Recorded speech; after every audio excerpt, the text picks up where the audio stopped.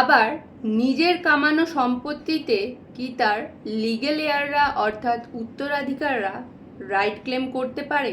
দেখুন, প্রপার্টি দু রকমের হয়, সেলফ অ্যাকোয়ার্ড প্রপার্টি এবং ancestral property. Self acquired property মানে বাবা নিজে কামিয়ে যে প্রপার্টিটা অর্জন করেছে, আর অ্যানসেস্ট্রাল প্রপার্টি হলো পূর্বপুরুষের প্রপার্টি।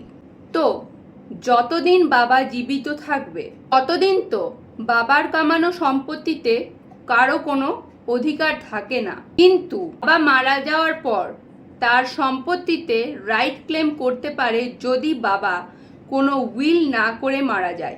এবার বাবা যদি নিজের সম্পত্তি কোনো একজন লিগ্যাল হেয়ার অথবা অন্য কারোর নামে উইল করে মারা যায়, তাহলে সেটার জন্য কেউ অবজেকশন করতে পারবে না। কিন্তু উইলটা সত্যি না মিথ্যা সেটা যাচাই করার জন্য কোর্টে চ্যালেঞ্জ করা যেতে পারে।